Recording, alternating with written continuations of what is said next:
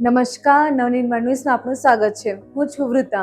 આણંદ જિલ્લાના Vasad railway station પર 4 વર્ષની બાળકીના અપહરણ અને હત્યાના સંદર્ભમાં ધરપકડ કરાયેલ મુખ્ય શંકાસ્પદ સુરેશ પરમારનું આજે વહેલી સવારે પોલીસ કસ્ટડીમાં મૃત્યુ થયું.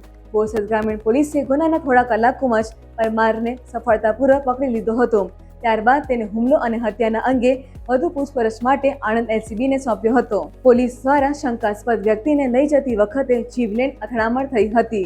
પોલીસ સૂત્રોના જણાવ્યા અનુસાર સુરેશ પરમારને પકડ્યા બાદ તેને પોલીસ વાનમાં લઈ જવાતો હતો. દરમિયાન આસોદર ચોકડી નજીક તેની ઉલટી થવાની ફરિયાદ કરી હતી, જેના કારણે અધિકારીઓએ પોલીસ વાન રસ્તાની બાજુમાં ખેંચી લીધી હતી. વાહનમાંથી ઉતરતા જ આરોપીએ અચાનક છરી કાઢી અને કસ્ટડીમાંથી બચવા માટે સાથે રહેલા પોલીસ પર હિંસક હુમલો કર્યો. અચાનક થયેલા આ હુમલા પર રાજવીરસિંહ અને મહિપાલસિંહ તરીકે ઓળખાતા 2 પોલીસ કર્મચારીઓ ઘાયલ થયા હતા. પોલીસ સબ ઇન્સ્પેક્ટર રાણા દ્વારા હથિયાર છોડી દેવાની વારંવાર મૌખિક ચેતવણી આપ્યા છતાં આરોપીએ પોતાનો હુમલો ચાલુ રાખ્યો, જેના કારણે પોલીસને સ્વ બચાવમાં ગોળીબાર કરવાની ફરજ પડી. એન્કાઉન્ટર દરમિયાન પરમારને ગોળી વાગી હતી અને તાત્કાલિક તબીબી સારવાર દરમિયાન તેનું મોત નીપજ્યું હતું. બનાવ બાદ ઘટના સ્થળે એફએસએલની ટીમ દ્વારા તપાસ કરવામાં આવી હતી. જિલ્લા પોલીસ વડા પણ ઘટના સ્થળે દોડી ગયા હતા. ગઈકાલે વાસદ રેલવે પ્લેટફોર્મ ઉપરથી એક 4 વર્ષની નાની બાળકીનું અપહરણ થયેલું હતું અને બાદમાં આ બાળકીની હત્યા પણ થયેલ હોવાનું ખુલેલું હતું. વિશેષ પોલીસ તપાસમાં એ પણ ખબર પડી કે બાળકી ઉપર દુષ્કર્મ થયેલું હતું અને આ દુષ્કર્મના કારણે જ બાળકીનું મૃત્યુ થયું હતું. એ બનાવના સીસીટીવી ફૂટેજ રેલવે પોલીસ દ્વારા તમામ આસપાસના જિલ્લા પોલીસને મોકલવામાં આવેલી હતી, કારણ કે એમાં જે શકમંદ આરોપી હતો એ દેખાઈ રહ્યો હતો. આ ફૂટેજ આણંદ જિલ્લાના પોલીસને પણ મળેલા હતા, જેથી આણંદ જિલ્લાની એલસીબીને આ આરોપીની તપાસમાં રહેવા માટે સૂચના કરવામાં આવેલી હતી.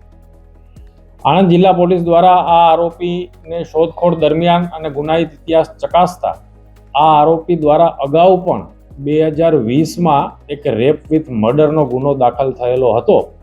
એ વાત સામે આવતા એ ચહેરાઓ બંને સરખાવતા આ જ આરોપી હોવાનું પ્રસ્થાપિત થયેલું હતું. આ આરોપીનું નામ સુરેશભાઈ પરમાર હતું અને આણંદ જિલ્લામાં જ બાંધણી ખાતે તે રહેતા હતા. ગઈકાલે આખો દિવસ પોલીસ દ્વારા આની તપાસ આરોપીની શોધખોળ કરવામાં આવેલી હતી અને મોડી સાંજના અરસામાં આરોપી બોચાસણ પાસેથી મળી આવેલો હતો. બોરસદ પાસે આ જગ્યા આવેલી છે, જેથી એલસીબી આ આરોપીને લઈ અને પોલીસ સ્ટેશને લાવી રહી હતી. એ દરમિયાન મોડી રાત્રે આરોપીને જ્યારે પકડ્યો ત્યારે નશામાં ખૂબ હતો અને સરકારી ગાડીમાં જ્યારે બેસાડ્યો ત્યારે મને ઉલટી જવું થાય છે, વોમિટ થાય છે એવી ફરિયાદ કરી, જેથી એલસીબીના અધિકારી કર્મચારીઓએ ગાડી સાઈડમાં રાખી અને એને ઉલટી કરવા માટે બહાર નીચે ઉતાર્યો.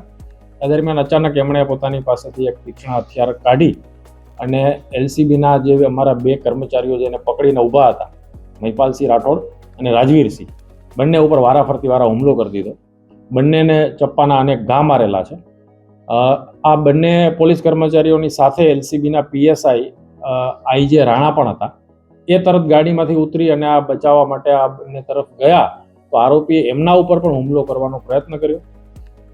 બંને પોતાના કર્મચારીઓને ઈજાગ્રસ્ત જોઈ અને પોતાના ઉપર પણ આરોપી હુમલો કરવા જે જનૂનથી આવતો હતો, એટલા માટે પીએસઆઈ આઈજે રાણા દ્વારા પોતાના અને કર્મચારીઓના સ્વ બચાવમાં આરોપી ઉપર પહેલા 1 રાઉન્ડ હવામાં ફાયર કર્યું અને ચેતવવા માટે. આરોપી નહીં રોકાણો, કંટ્રોલ નહીં થયો, વધારે જનૂનથી ઈજા કરવા માટે આવ્યો, જેથી પીએસઆઈ રાણાએ પહેલાં એમના પગ ઉપર 1 રાઉન્ડ ફાયર કર્યું, જે ગોળી એને વાગી છે. અને આમ છતાં પણ આરોપી ફરી વખત ધસી આવ્યો પીએસઆઈને મારવા માટે. પીએસઆઈએ ફરજિયાત બીજા 4 રાઉન્ડ ફાયર આરોપી ઉપર કર્યું છે. આમ આરોપીને 5 ગોળીઓ વાગી.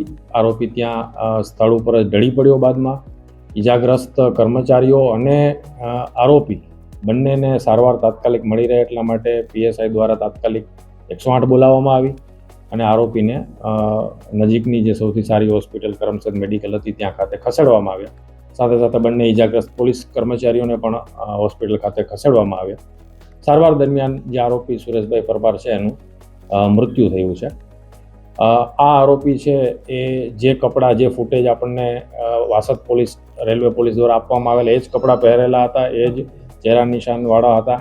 આરોપી એ જ હતો, એની ઓળખ પણ પ્રસ્થાપિત થયેલી છે. અગાઉનો જો 2020નો એના ઉપર રેપ વિથ મર્ડરનો ગુનો હતો. આમ કુલ મળીને 2 એના ઉપર રેપ વિથ મર્ડરના ગુના હતા.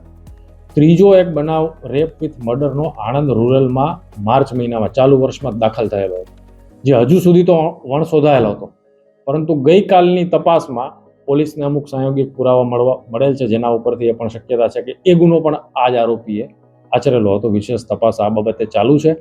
હાલ જે આરોપીનું મૃત્યુ થયું છે એ સંદર્ભે અને જે એણે પોલીસ ઉપર હુમલો કર્યો છે એ સંદર્ભે આકલાવ પોલીસ સ્ટેશન ખાતે 307 એટલે કે હત્યાના પ્રયાસનો ગુનો નોંધીને એની કાયદેસરની કાર્યવાહી આગળ ચાલી રહી છે.